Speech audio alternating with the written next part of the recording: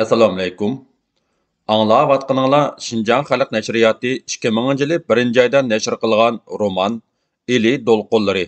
Авторы Абдурахман Қахар. 2 qism 7 bab. Tarbağday polki texi yetib kelmegen. Ölüş, yarılış köpeyiyatqan, qan keçip egelengen orunlardan çekinmekten özge amal bolmagan xavflik, ig'ir payt, polik komandiri Nizamiddin Nadam tarafından sizilip çoğaytılgan xaritiga bütün vücudu bilen tikilgen edip, onun qo'lida qizil qarindosh, shapkisi kayniga surilgan, peshanasini alamlik qo'riqlar qaplagan, qo'yuq qoshlari ostidagi ko'zlari dahshatlik yongan. U xuddi ichidan tutun chiqayotgandek to'lg'anatdi. Lavlari tushniksiz pichirlaydi. Qo'lidagi qarindishi xarita ustida ig'ir holda siyrilatdi. Qora suvni bo'ylab ilgirlab, pote belgisi qo'yilgan yerga berib terilatdi. Tugmanning oldida to'xtaydi. Qara do'ndan pastlab sozliqqa tushatdi va alamlik holda yonatdi. Aqilbek polik komandirining chiroyiga sapsilib cho'chib qoldi. Komandirning surlik, jiddiy tus olgan chiroyi tatirib, cheka tomirlari tinimsiz lipildaydi. Komandir o'zining uzildirmay tamaki chekayotganligini yuzlarida, quloq cho'rlarida qo'noqdek ter tomchilari paydo bo'lganligini sezmaydi. U qo'lidagi qarindoshni xarita ustiga tashlab, cho'nqur tindida Aqilbekka qarab, "Batalyon komandirlarini chaqir", dedi. Aqilbek chiqib ketdi. Yetishlar avj elvatadi. Bo'libmi gumbang qilgan zambirak ovozlari quloq mingini yeydi. U yana tamaki yo'gab chekdi. U o'ylaydi. Urush dahshati hozirgidek tus olmagan. Mundaq sharoitda xavflik maydonda turaverish bütün canlıq kuchlarimizdan ayrilib qilishdan derak beradi. Dushman mag'lubiyatlaridan aql topgan, üzüldürmey etish, o't tochkisi ko'ringan yerga zambirak etish, sal chag'lamaslik, qerish, chepish, ko'ydirib tugitishga o'tdi. Tong atsa havodan bombardimon qilishi mumkin. Hozirgi paytda jonliq kuchlarimizni saqlab qilish muhim. Ya boshqa chora bormi? Batalyon komandirlari kirdi. Ularning yuzlari qardab, ko'zlari pildirlab qolgan edi. "Ahvol ig'ir, yo'ldoshlar", dedi u tamakisini qattiq sho'rab. "Xavfli paytdan qutulishning chorasini tepishimiz kerak. Tong atsa texmi ig'ir ahvolda qolamiz. Chekinish kerak", dedi 1-batalyon komandiri Anvar. "Boshqa chora yo'q. Chekinsak texmi chatoq", dedi 3-batalyon komandiri. "Qarshilik texmi kuchaydi. Dushman texmi ustunlikka chiqib oladi. Hozirgi ahvolda chekinmasak, hamma jonliq kuchlarimizdan ayrilib qolamiz." Anvarning ovozi qat'iy edi. 3-batalyon komandiri e'tiroz bildiratdi. "Chekinsak, kaynimizdan qo'g'lab chiqsa, rasvolarcha mag'lub bo'lmamdiq. Chorasini o'ylashimiz.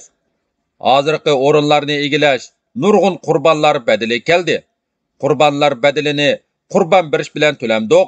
Bundaq qilish hozirgi paytda butunlay yo'q bo'lishdan derak beradi." Nizamiddin o'zildirmay tamaki chekmoqda. Batalyon komandirlari kirgan peti o'ra turishib, jiddiy talashmoqda va uyoq bu yoqqa mangmoqda. Qiyin vaziyatdan qutulishning chorasini qilmoqda edi. Chekinish unum beradigan strategik tadbirmi, qat'iy qarshilik qilishmi? Har qaysisi o'zlarining qarashlarini, usul choralarini aytishadi. "Chekinishning xavfligi shu yerdagi", dedi u. "Bu yerdagi dushmanning otliq poliklari bor. Shunga chekingandan ko'ra ilishqan tuzuk. Bizning hujumimiz urush qonuniyatidan tashqari bo'lyotidi. Bu yerdagi dushman qattiq mudofialangan. Uning ustiga bizdan nechasi ko'p. Shunga biz o'ng'ishsizlikqa duch kelyapmiz. Ammo biz hozirgacha g'alaba qilib kelyapmiz. Dushman yengilib kelyapti. Bizda g'alabaga ishonch bor. Dushmanning yuragi pok-pok. Bu urushda muhim omil. Shunga dushmanning qo'lab chiqishi notayin. Chunki u mudofiada tursala, biz hujum qilib kelmasakla ko'ngli tinadi. Tong etib ketsa, biz texmi o'ng'ishsizlikqa uchraymiz", dedi Nizamiddin o'rnidan turib. "O'tganki urushlarni esinglarga ilinglar. Hozirgi muhim ish nima?" Anvar polik komandirining so'zining oxirini kutmayla ittik javob berdi. "Jonliq kuchimizni saqlab qilish." "To'g'ri", Nizamiddinning ovozi odatdan tashqari qattiq chiqib ketdi. "Jonliq kuchlarimizni qandoq qilganda saqlab qola olamiz? biz bilan bir yildan beri qattiq urushayotgan go'mindonchilarning Shexu qo'ldan ketsa, Shinjang qo'ldan ketidi deb butun taqdirni Shexuga bog'lab qo'yishi bu yerga qattiq mudofaalanganidan yetilgan. Biz qiyin ahvolda Tarbaqtay polki texi yetib kelmadi. Kuch silishtirmasida biz to'limi tuvan o'rinda.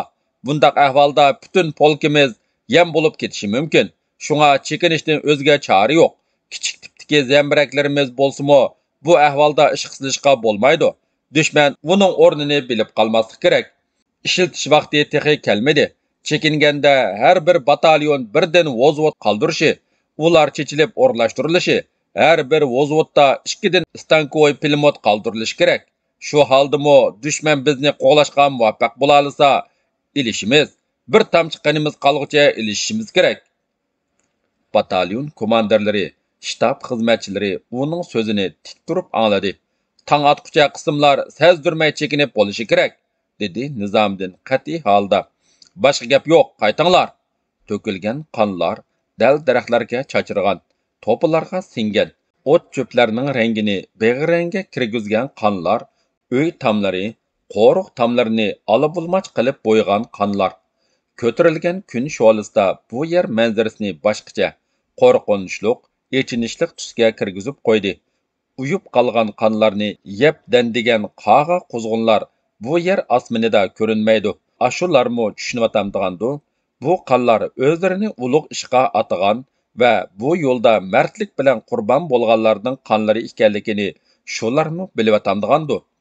Tang oldida Musraxun beg'ining oxiri va bag'ining keyindagi yorliqqa chekingan qismlar yo'riq tushguncha yorliqning u tarafiga istehkom yasab ulgurdi.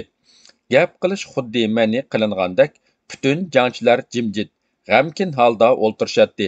Ba'zilar ingakini olqiniga elishib, ba'zilar beshini sangilatishib, ko'zlarini bir nuqtadan olmay qetib qolgandek turishadi.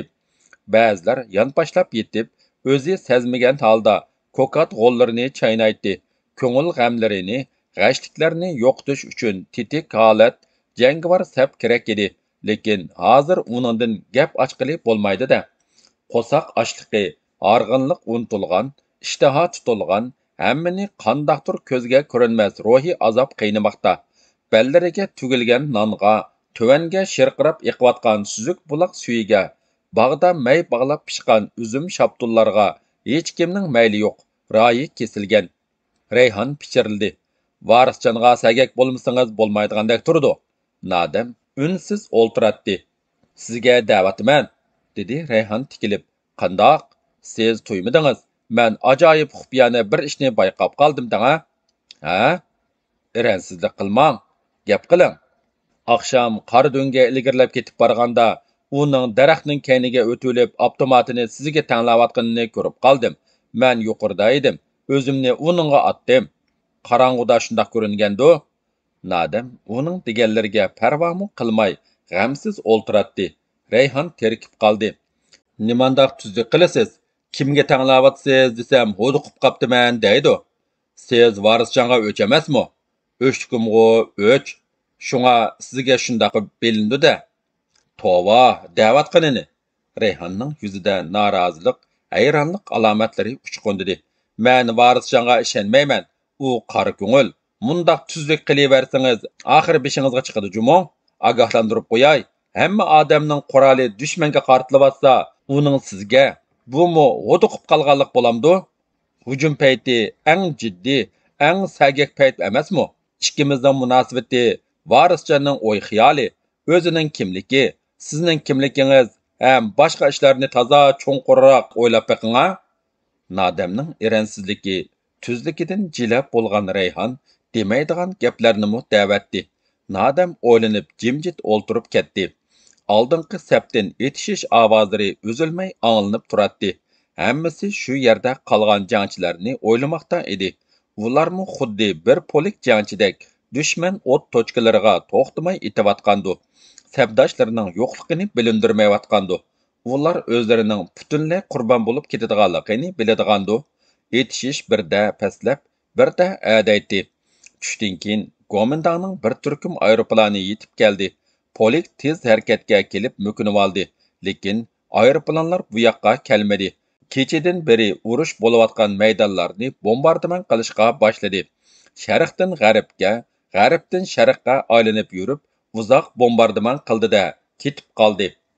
Etishish to'xtamagan bo'lsa-mu, to'pchang, is-tutaklar orasida qolgan jangchilarning otgan o'qlari ozlab ketib boradi.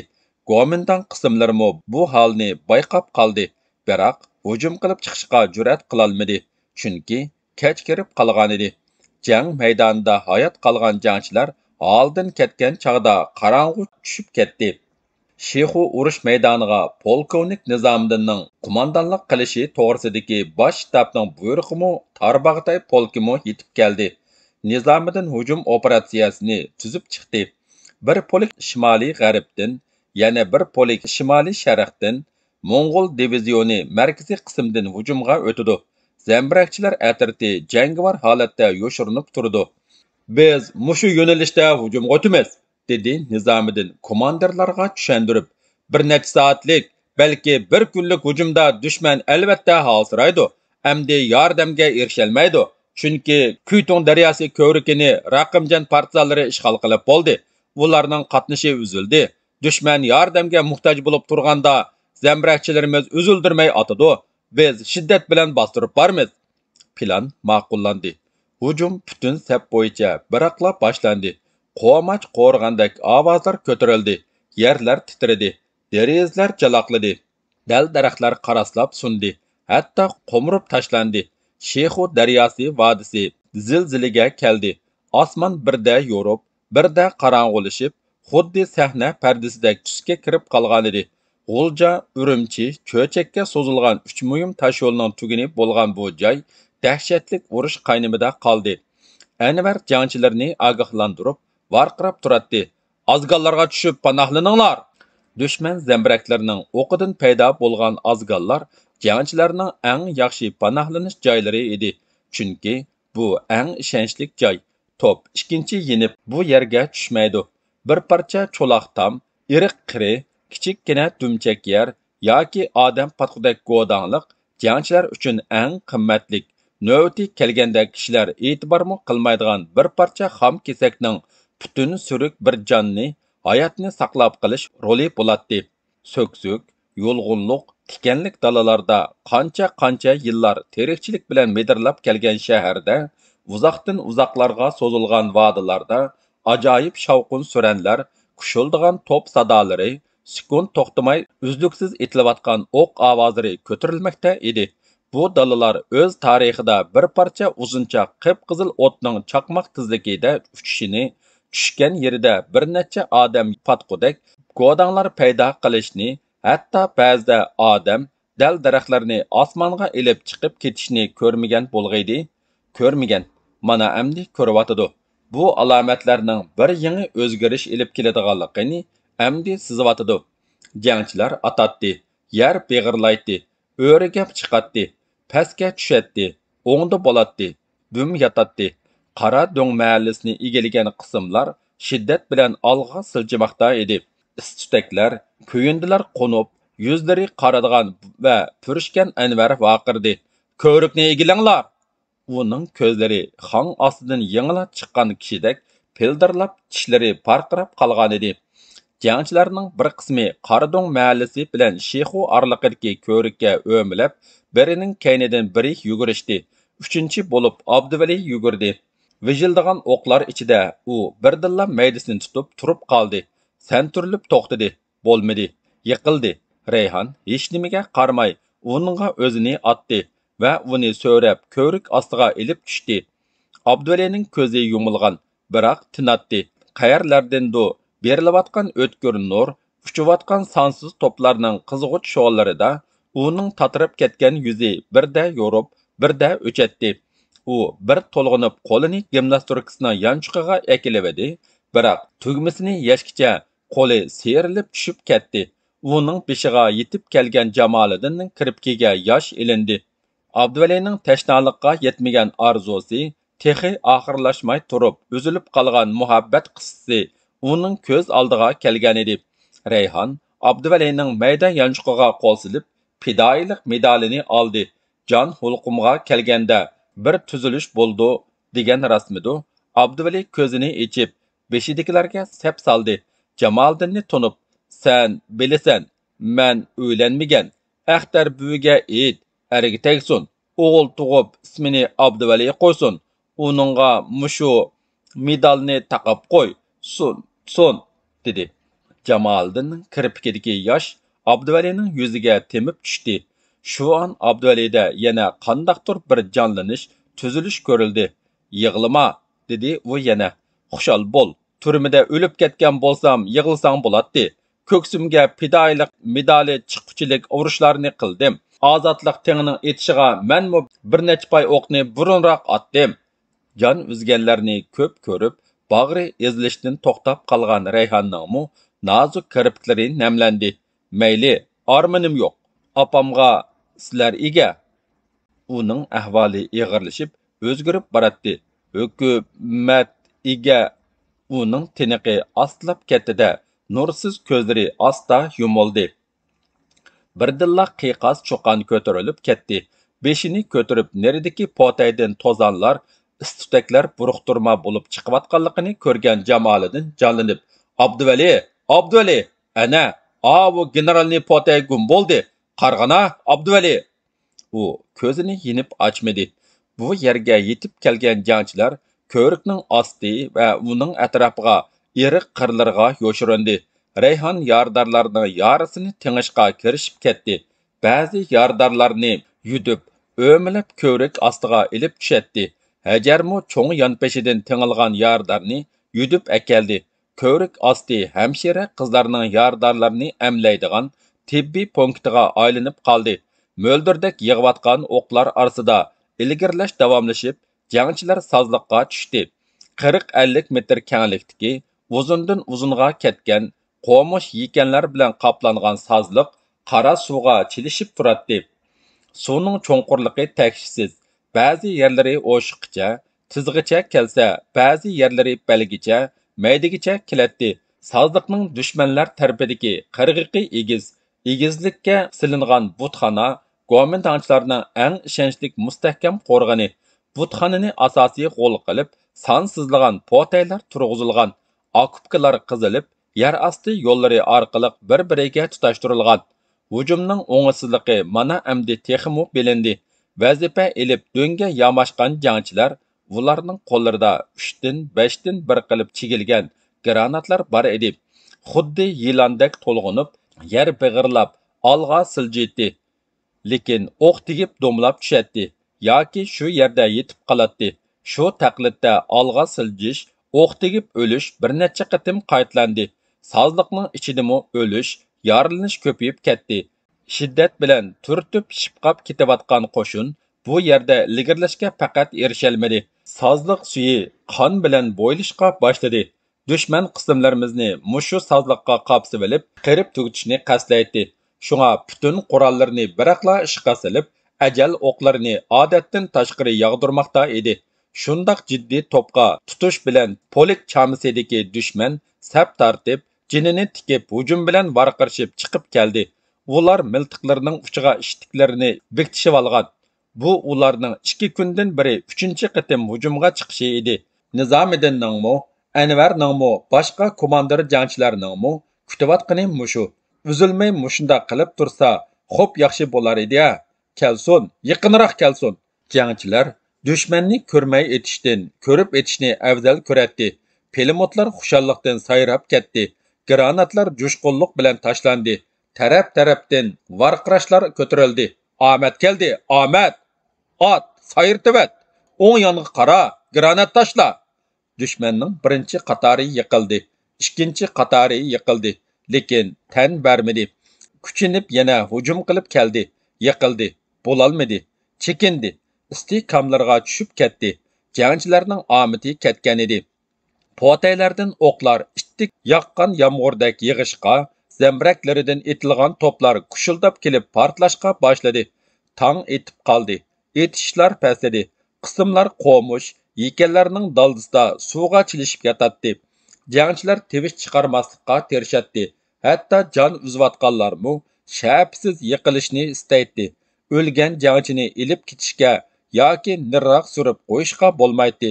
Suv to'lib, qo'sqi ko'pgandan keyin yiningda laylab turadi yoki cho'kib ketadi. Shundoq echinishli hollar ko'rilmoqdaki, suvda jon uzayotgan sabdishingni erkingina yotqizib qo'yolmaysan. Suvni shilaqiltib uchun uni xuddi bo'g'iyotgandek mahkam quchoqlab tutib olasan. Ikki og'iz yaxshi gapini, yurakingda saqlanib qolgudek so'zini anglayolmaysan. Uningmi armon, vasiyatlari bor edi-ku. Nima degan alamlik bu? Bu hatto jon ochiqida varqirvatmasin deb og'izni chingida tutib olasan. Ah, nima degan ig'ir minutlar bu ha? Davomi bor.